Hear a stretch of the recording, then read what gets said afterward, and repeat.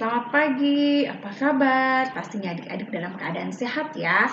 Hari ini kita bertemu kembali dalam ibadah persekutuan teruna yang dilaksanakan secara online. Tetap semangat ya adik-adik karena Tuhan Yesus beserta kita. Mari kita mengawali ibadah kita dengan memuji Tuhan dari PKJ 55, Hai Puji namanya.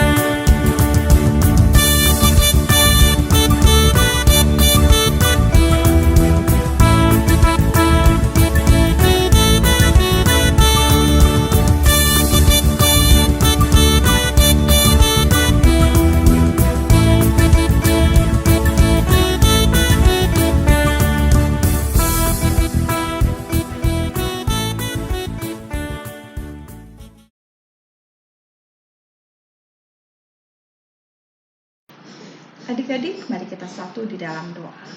Allah yang baik, Allah yang kami sembah dan kami muliakan, kami mengucap syukur Bapa atas kasih penyertaan-Mu yang Tuhan berikan kepada kami. Kami mengucap syukur Bapa atas nafas kehidupan yang Tuhan berikan kepada kami. Walaupun saat ini Tuhan kami tidak bisa di dalam satu persekutuan karena kondisi pandemi COVID-19 ini, biarlah Tuhan mau bekerja di dalamnya sehingga kondisi ini dapat cepat berlalu sesuai dengan cara Tuhan. Tuhan Yesus, saat ini kami berdoa Tuhan untuk ibadah yang akan kami lakukan hari ini. Kami berdoa untuk Ibu Pendeta Dewi Fatimah Tita Lelepa, biarlah Tuhan Yesus menyertai dan memberkati melalui firman Tuhan yang akan disampaikan pada hari ini. Kami juga mengucap syukur dan berdoa Tuhan untuk adik-adik yang ikut ambil bagian dalam ibadah pada minggu ini, biarlah Tuhan juga tetap menyertai dan memberkati. Tuhan Yesus, kami mau menyerahkan ibadah kami Tuhan dari awal pertengahan sampai kepada akhirnya ke dalam tangan kasih Tuhan. Ampunkanlah atas dosa dan salah kami Tuhan Yesus yang kami lakukan melawan kehendak-Mu. Ya Bapa, inilah doa syukur dan permohonan kami yang kami naikkan hanya di dalam nama Tuhan kami Yesus Kristus yang adalah Tuhan dan Juru Selamat kami yang hidup. Amin.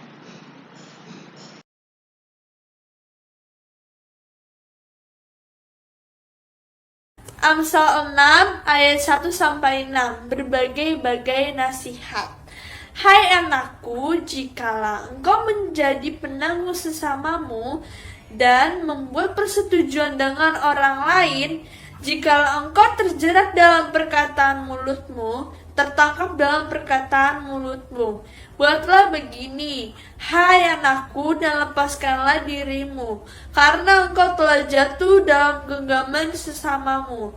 Pergilah, berlututlah, dan desakanlah sesamamu itu. Janganlah membiarkan matamu tidur, dan kelopak matamu mengantuk.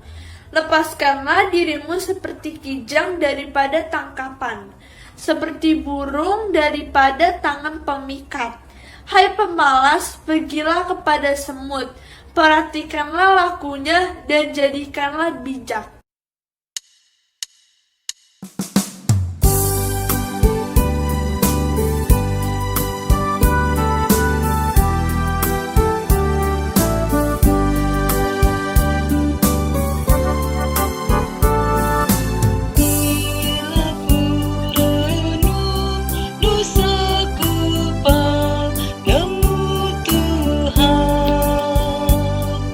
Yang berulang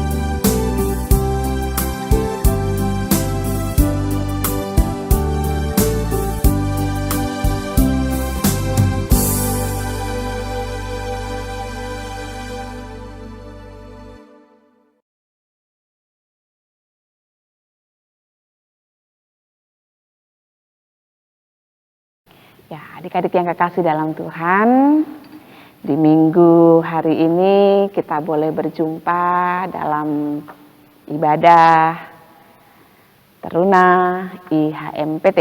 Kita bersyukur minggu ketiga sesudah Pentakosta Tuhan mempertemukan kita meskipun hanya melalui online, tapi kita boleh berjumpa, kita boleh bersama-sama menggumuli akan firman Tuhan supaya kita tetap dikuatkan sebagai anak-anak Tuhan. Nah, sebelum kita membaca firman Tuhan, mari kita berdoa. Tuhan Yesus, kami bersyukur dalam ibadah persekutuan Teruna minggu hari ini Tuhan boleh berkati kami. Kami boleh dibangunkan dengan tubuh yang segar, kami boleh mempersiapkan hati dan pikiran untuk kemuliaan Tuhan melalui puji-pujian dan juga membaca firman-Mu. Kami bersyukur Tuhan Yesus karena Tuhan Yesus memberi kesehatan, memberikan hikmat, kami bersama-sama untuk beribadah, memberikan yang terbaik untuk Tuhan melalui persekutuan Taruna. Berkati kami dan bimbinglah kami melalui firman-Mu Tuhan Yesus. Kami berdoa di dalam nama Tuhan Yesus yang adalah firman yang hidup. Amin. Pembacaan firman Tuhan kita pagi hari ini adik-adik, mari kita buka kitab Rut. Kitab Rut pasalnya yang pertama, ayatnya yang pertama hingga ayatnya yang ke-14. Kitab Rut pasalnya yang pertama, ayatnya yang pertama hingga ayatnya yang ke-14. Kita akan baca firman Tuhan. Pada zaman para hakim memerintahlah ada kelaparan di tanah Israel. Lalu pergilah seorang dari Betlehem Yehuda beserta istrinya dan kedua anaknya laki-laki ke daerah Moab untuk menetap di sana sebagai orang asing. Nama orang itu ialah Elimelek, nama istrinya Naomi, dan nama kedua anaknya Mahlon dan Kilion. Semuanya orang-orang Efrata dari Betlehem Yehuda, dan setelah sampai ke daerah Moab, diamlah mereka di sana. Kemudian matilah Elimelek suami Naomi, sehingga perempuan itu tertinggal dengan kedua anaknya. Keduanya mengambil perempuan Moab, yang pertama bernama Orpa dan yang kedua bernama Rut. Dan mereka diam di situ kira-kira 10 tahun lamanya. Lalu matilah juga keduanya, yakni Mahlon dan Kilion, sehingga perempuan itu kehilangan kedua anaknya dan suaminya. Kemudian berkemaslah ia dengan kedua menantunya, dan ia pulang dari daerah Moab. Sebab di daerah Moab, ia mendengar bahwa Tuhan telah memperhatikan umatnya dan memberikan makanan kepada mereka. Maka berangkatlah ia dari tempat tinggalnya itu bersama-sama dengan kedua menantunya. Ketika mereka sedang di jalan untuk pulang ke tanah Yehuda, berkatalah Naomi kepada kedua menantunya itu, "Pergilah, pulanglah masing-masing ke rumah ibunya. Tuhan kiranya menunjukkan kasih-Nya kepadamu seperti yang kamu tunjukkan kepada orang-orang yang telah mati itu kepadaku. Kiranya atas karunia Tuhan kamu mendapat tempat perlindungan masing-masing di rumah suaminya." Lalu diciumnyalah mereka, tapi mereka menangis dengan suara keras dan berkata kepadanya, "Tidak, kami ikut dengan engkau pulang kepada bangsamu." Tetapi Naomi berkata, "Pulanglah anak-anakku, mengapa kamu turut dengan aku? Bukankah tidak akan ada lagi anak laki-laki yang kulahirkan untuk dijadikan suamimu nanti? Pulanglah anak-anakku, pergilah, sebab sudah terlalu tua aku untuk bersuami. Seandainya pikirku ada harapan bagiku, dan sekalipun malam ini aku bersuami, bahkan sekalipun aku masih melahirkan anak laki-laki, Masakah kamu menanti sampai mereka dewasa? Masakah karena itu kamu harus menahan diri dan tidak bersuami? Janganlah kiranya demikian, anak-anakku. Bukankah jauh lebih pahit yang aku alami daripada kamu, sebab tangan Tuhan terancung terhadap aku. Menangis pula mereka dengan suara keras. Lalu Orpa mencium mertuanya itu minta diri, tetapi Rut tetap berpaut padanya. Demikianlah pembacaan firman Tuhan. Berbahagialah kita yang mau mendengar dan merenungkan firman Tuhan dalam kehidupan kita. Haleluya. Nah, adik-adik yang kekasih, cerita tentang Naomi, tentang Rut, tentang Elimelek, tentang Mahlon dan Kilion, kita udah tahu semuanya kan? Pasti karena cerita tentang keluarga Naomi dan suaminya Elimelek itu cerita yang tidak asing.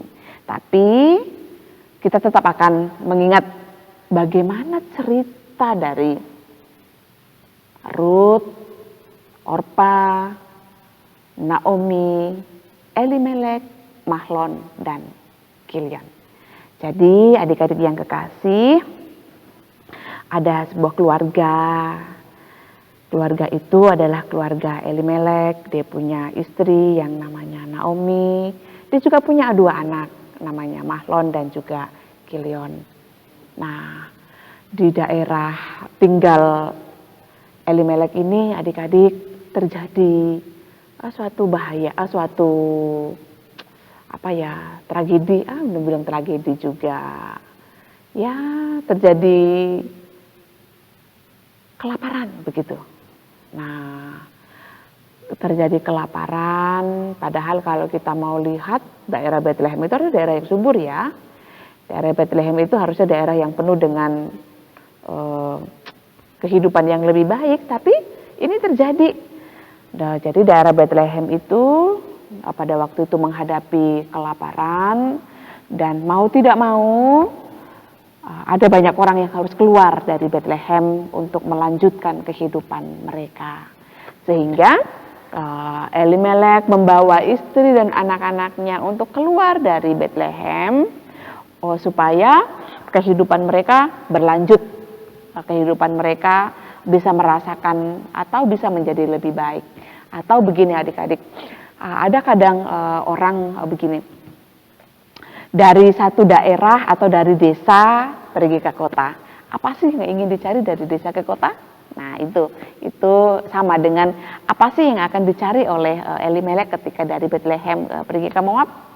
Pasti dari desa ke kota itu mencari warna yang berbeda, atau mencari kehidupan yang lebih baik, atau ada yang melanjutkan pendidikan, atau ada yang melanjutkan mencari sedang pekerjaan. Nah, ini dihadapi oleh Elimelek. Elimelek mencari kehidupan. Mereka ingin mempertahankan kehidupan mereka supaya mereka bisa menjadi lebih baik. Dan itu mereka pergi ke Moab. Dan kita tahu adik-adik, ya Moab adalah daerah yang tidak diberkati oleh Tuhan. Karena orang-orang Moab adalah orang-orang yang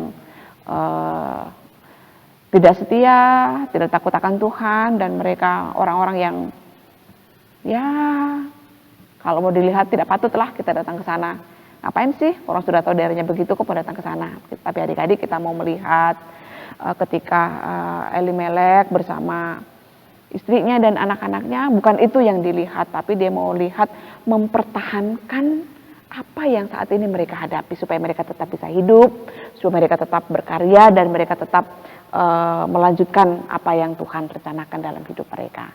Sehingga pergilah Elimelek, istrinya dan juga anaknya ke Moab. Hiduplah mereka di sana untuk melanjutkan aktivitas itu. Tapi tidak lama kemudian Elimelek meninggal.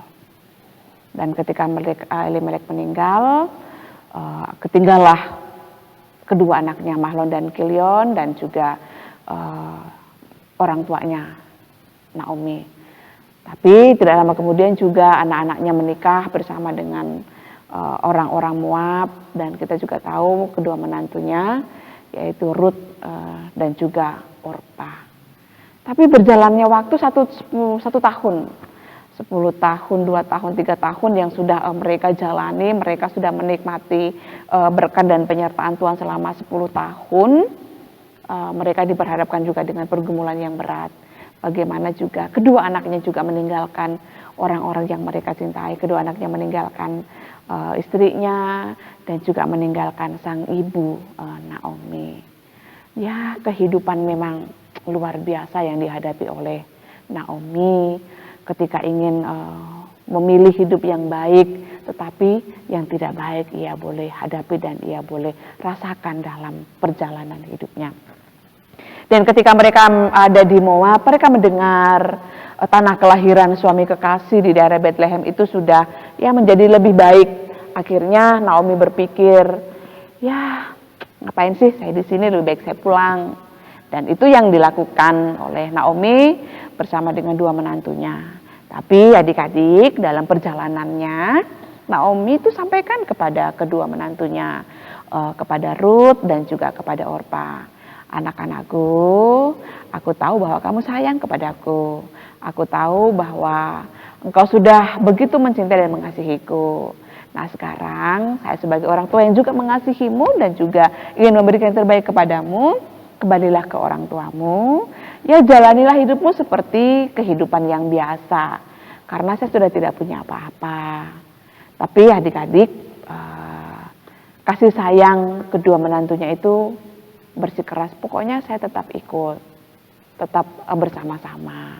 Nah, dalam perjalanannya ada satu yang menentukan, ya mungkin lebih baik harus menjalani kehidupan, ya mungkin harus melanjutkan apa yang harus ia kerjakan. Orpa mengambil keputusan untuk tidak ikut melanjutkan perjalanan pulang ke tanah kelahiran kampung suaminya di Elimelek di Bethlehem.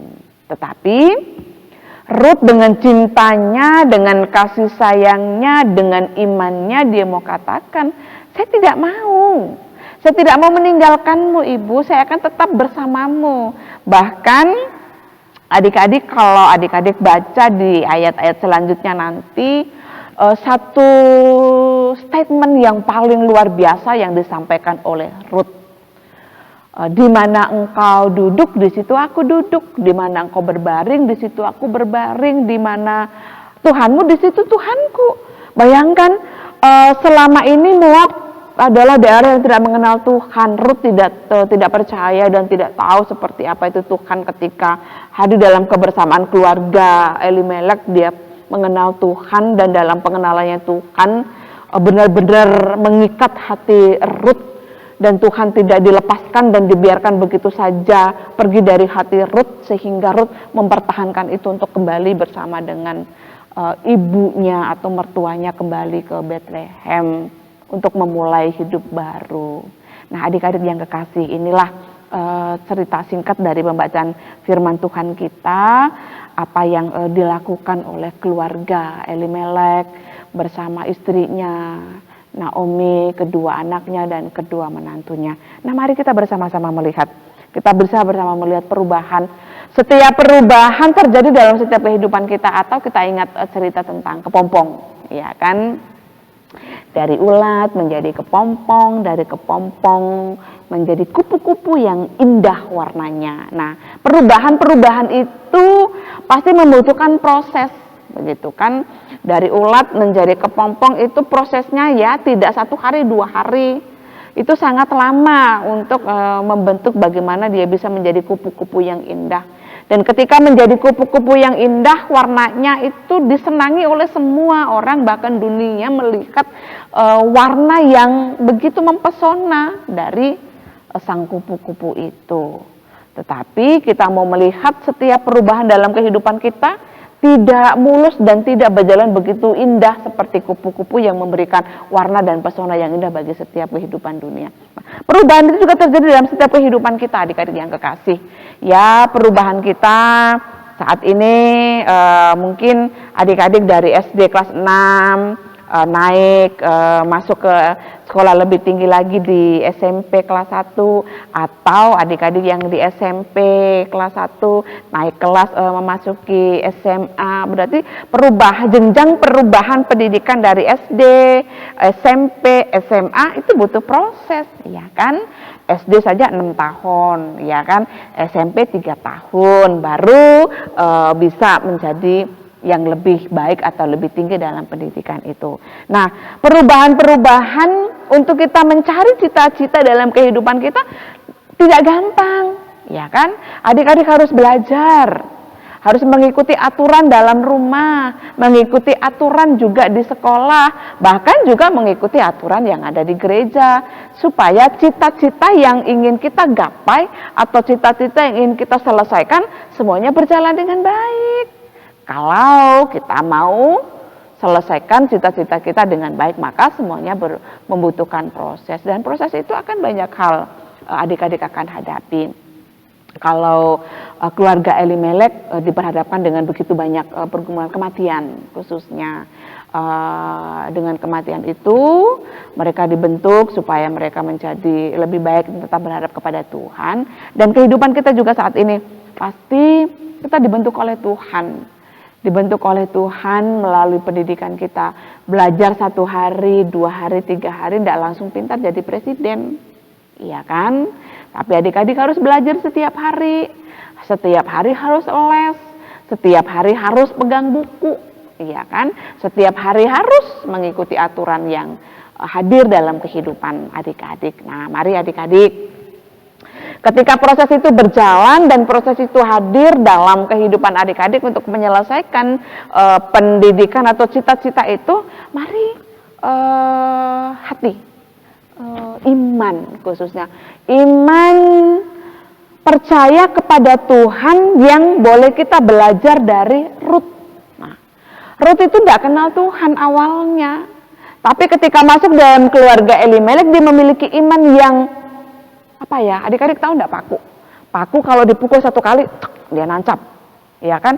Dipukul 2 kali semakin dia nancap, dipukul tuk banyak kali semakin dia nancap dan semakin sulit untuk dilepaskan dari kayu itu. Nah, iman ini yang juga harus hadir dalam kehidupan adik-adik, iman yang kokoh dan kuat, diperhadapkan dengan proses belajar, diperhadapkan dengan proses pergaulan bersama dengan teman-teman yang lain, diperhadapkan dengan proses bersama dengan kedua orang tua, kita sudah memiliki kekuatan dibentuk dalam persekutuan, ya kan? Ya, melalui IHMPA, kemudian jenjang ke IHMPT.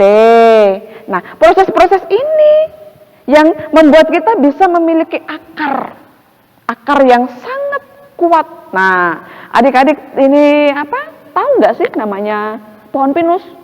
Nah, pohon pinus semakin usianya semakin tua, akarnya dia semakin kuat, akarnya semakin ke dalam tanah untuk mengikat dia supaya dia kuat menghadapi angin kecil-kecil, sepoi-sepoi, atau angin yang gemuruh ribut, dia tetap tegar, kuat, dan bisa menyelesaikan di dalam perjalanannya sebagai pohon. Begitu juga adik-adik. Allah mau kita memiliki akar yang kuat, iman yang berdasar kepada Tuhan. Nah, jadi mari kita bersama-sama melihat bagaimana bahwa hidup itu penting kita bertumbuh dalam kebersamaan kita dengan keluarga, kebersamaan kita dalam pelayanan. Kalau adik-adik tidak mau bertumbuh dalam pelayanan, tidak mau bertumbuh dalam cinta kasih keluarga, kita mau jadi apa? Ya kan? Sedangkan kita sudah dibentuk aja dalam keluarga, belum tentu nih kita menjadi orang yang baik, ya kan? Banyak tuh di luar sana, kalau adik-adik mau lihat, coba berdiri di jalan, coba perhatikan di sekitar jalan ketika adik-adik berjalan, apa sih yang adik-adik lihat di sana? Ada orang-orang yang memungut-mungut sampah, ya kan? Ada orang yang jualan-jualan, ada orang yang berdiri hanya melihat-lihat cakar pinggang, atau ada orang yang duduk di atas motor. Ada banyak hal yang adik-adik bisa perhatikan. Tapi kita juga berpikir, kenapa sih mereka hanya duduk-duduk? Kenapa sih mereka hanya berdiri-berdiri? Kenapa sih hanya mereka tolak pinggang? Kenapa sih mereka mungut-mungut aqua gelas atau sampah-sampah itu? Kenapa? Ya, karena awal kehidupan mereka tidak benar-benar memiliki dasar dan kekuatan untuk supaya ketika dibekali oleh orang tua dengan pendidikan, belajar dengan baik, ketika dibekali oleh gereja dalam pelayanan, dalam firman, benar-benar didengarkan. Nah, ya kita juga tidak tahu apakah itu menjadi bagian dalam kehidupan mereka, tapi adik-adik bisa melihat itu. Kalau kita tidak benar-benar belajar, tidak benar-benar dengar firman, tidak benar-benar memiliki kekokohan iman, ya kehidupan kita seperti itu. Masalah apapun, lari. Masalah apapun, tinggalkan Tuhan. Masalah apapun, ya ngapain sih? Bengong gitu. Nah, Ruth memberikan hidup di atas kehidupan. Mereka sudah hidup nih. Mereka kembali ke keluarganya di kampung, di Bethlehem, bersama dengan keluarga. Hidup mereka. Tetapi bagaimana Ruth juga memberikan satu kehidupan. Kehidupan yang muncul melalui iman. Kehidupan yang muncul melalui persekutuan, kehidupan yang muncul di dalam pengenalan akan Tuhan. Nah, saat ini mungkin adik-adik juga masing-masing punya pribadi ya. Pribadinya gini, kalau kita punya pribadi tidak suka diatur oleh orang, iya kan? Atau ya kita punya pribadi hanya mementingkan diri sendiri. Ngapain sih peduli dengan orang di sekitar? Ngapain sih kita peduli dengan lingkungan? Mungkin ada orang-orang yang memiliki prinsip atau memiliki sikap seperti itu. Ya, hanya mementingkan diri sendiri tapi tidak peduli dengan orang lain. Nah, ada juga adik-adik yang kadang-kala itu juga semuanya diukur dengan uang, semuanya dinilai dengan materi. Ya kalau nggak ada uang ngapain sih mau bantu? Iya kan? Nah, apalagi kalau disuruh orang tua, suruh papa ini, ayo mana itunya mana itunya. Iya kan? Pasti minta imbalannya dulu, baru kita mau ngebantu. Semuanya diukur dengan materi. Ada juga adik-adik yang memiliki sikap seperti itu. Dan juga ada adik-adik yang menganggap bahwa tidak boleh begitu. Kita harus saling membantu, kita harus saling menolong, kita harus peduli, dan kita harus melakukan dan memberikan yang terbaik. Nah, jadi ada tiga sikap. Ada tiga sikap yang dimiliki oleh setiap orang. Sikap mementingkan diri sendiri, sikap materialistik, sikap yang juga mau ingin peduli dengan orang lain. Nah, ini ada di sekitar adik-adik, ada di dalam diri adik-adik. Adik-adik pertanyakan itu. Sikap mana sih yang ada di dalam diri saya? Apakah saya bersikap tidak peduli dengan orang? Atau saya bersikap tidak mau tahu dengan orang? Atau saya bersikap hanya semuanya diukur dengan uang? Atau bersikap kenapa ya kita bersama-sama punya konsep mau merubah dan ingin memberikan yang terbaik bagi setiap orang di sekitar kita. Nah, itu adik-adik, jadi iman yang memang itu dilahirkan oleh Ruth adalah iman yang jujur, iman yang setia, iman yang memang benar-benar didasari dengan pengenalan Tuhan. Mari adik-adik yang kekasih, tumbuhkanlah iman adik-adik dalam keluarga. Bacalah firman Tuhan. Tidak perlu satu pasal, dua pasal, satu ayat, dua ayat cukup. Sama dengan bunga adik-adik. Bunga dalam satu hari kalau nggak disiram, dia bisa layu. Dan di sore hari dia bisa mati. Nah, begitu juga sirami hati adik-adik, hidup adik-adik dengan firman Tuhan. Cukup baca satu ayat. Dan satu ayat, kalau sempat atau memungkinkan bersama dengan mama dan papa dibaca, itu lebih baik bersama-sama dibaca. Tapi kalau nggak sempat dengan mama dan papa karena ada aktivitas, bacalah sendiri. Ketika sudah baca, nanti ada waktu, kasih tahu sama mama sama papa, jelaskan, "Ma, saya baca ayat ini, apa sih artinya?" Nah, kalau juga nggak bisa paham dan mengerti, tanyakan kepada presbiter, kepada majelis, dan itu juga bisa menjadi bagian dalam mengisi, menyirami dan menumbuhkan iman percaya kita kepada Tuhan. Jikalau kita sering membaca firman Tuhan, maka Tuhan akan membuat kita bertumbuh di dalam pengenalannya. Mari adik-adik yang kekasih. Jadi apapun yang Tuhan anugerahkan dalam setiap kehidupan kita, berikan yang terbaik melalui iman kita. Iman yang melahirkan, yang tulus, yang jujur, iman yang menjadikan sebuah kehidupan. Dari Ruth memberikan hidup untuk Naomi dan juga untuk kita semua. Dan iman itu juga yang akan menumbuhkan dan memberikan satu kehidupan bagi adik-adik dan juga bagi setiap keluarga dan orang yang dicintai dan semua orang yang ada di sekitar kehidupan adik-adik. Tuhan Yesus memberkati. Amin.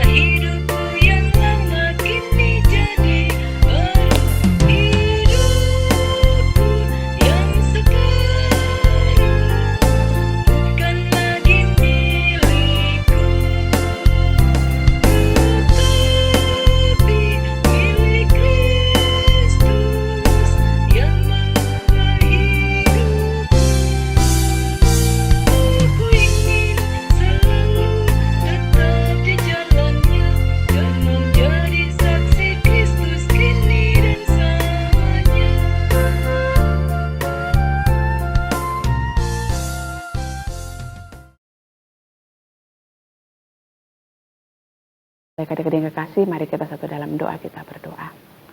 Tuhan Yesus, kami bersyukur karena Tuhan boleh memberkati kami melalui firman-Mu.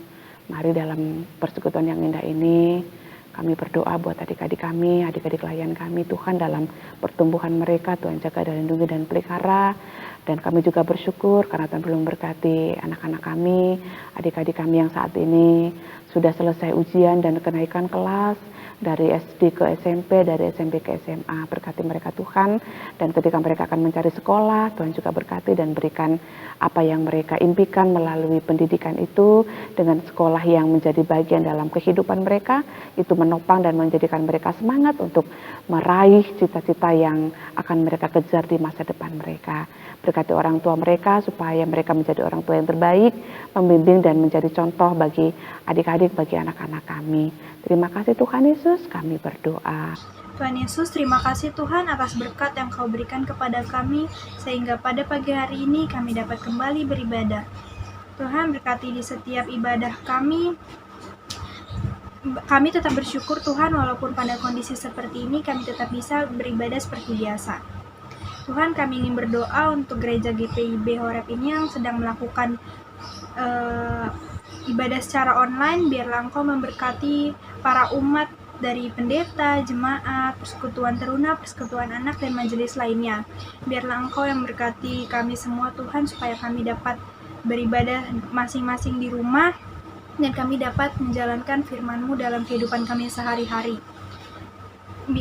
Biarlah gereja kami ini dapat menjadi berkat bagi orang banyak.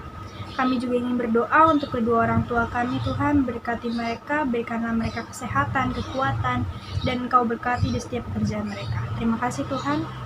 Kami juga berdoa ya Tuhan untuk kakak layan serta teman-teman kami yang saat ini sedang beraktivitas baik di rumah maupun di luar rumah.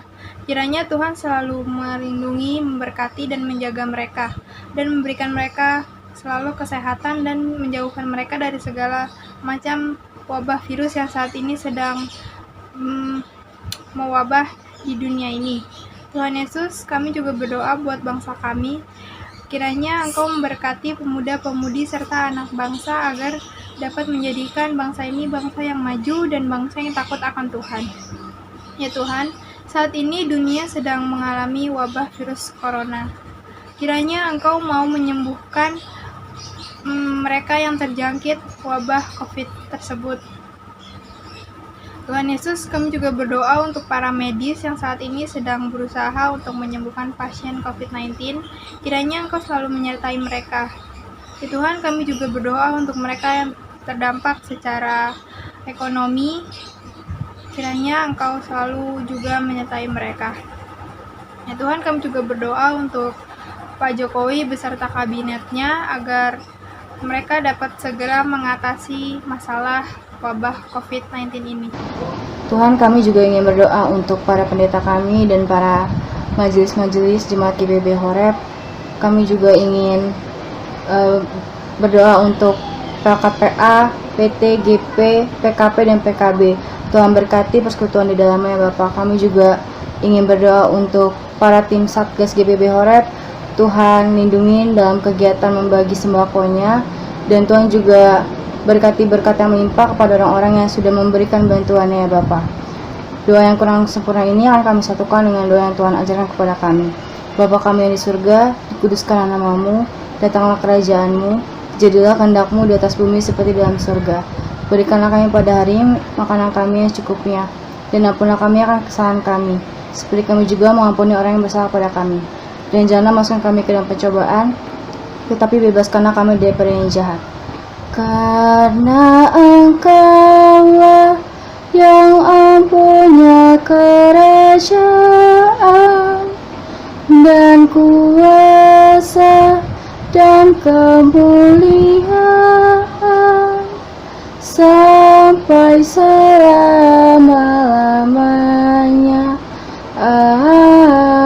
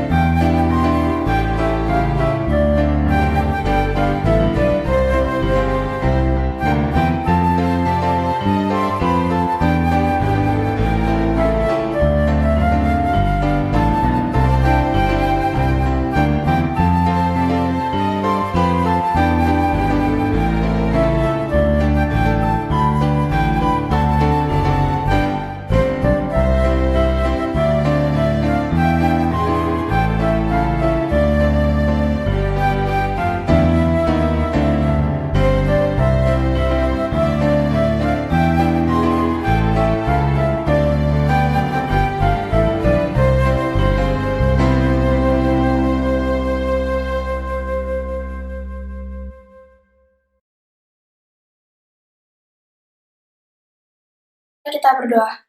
Tuhan Yesus, terima kasih untuk persembahan yang sudah kami berikan. Berkati persembahan ini agar berguna bagi pelayanan di gereja kami. Terima kasih Tuhan Yesus. Amin.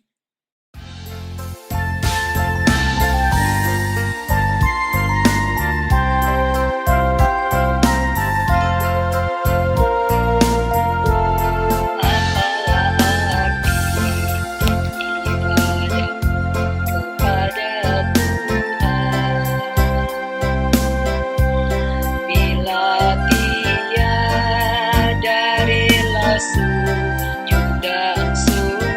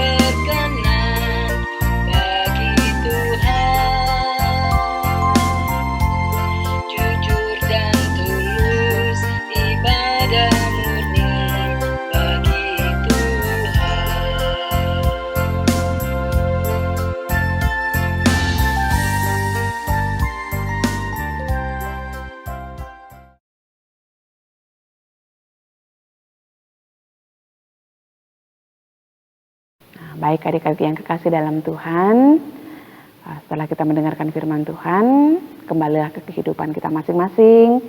Apa yang sudah kita dengar, firman Tuhan yang sudah kita renungkan, itu boleh menjadi berkat dan juga boleh kita pelihara dan juga lanjutkan dalam setiap kehidupan yang Tuhan berikan bagi kita. Arahkanlah hati dan pikiranmu kepada Tuhan dan terimalah berkat Tuhan. Kasih karunia dan damai sejahtera dari Allah Bapa kita, penyertaan dan bimbingan Roh Kudus memberkati dalam setiap kehidupan kita dari sekarang sampai selama-lamanya. Amin.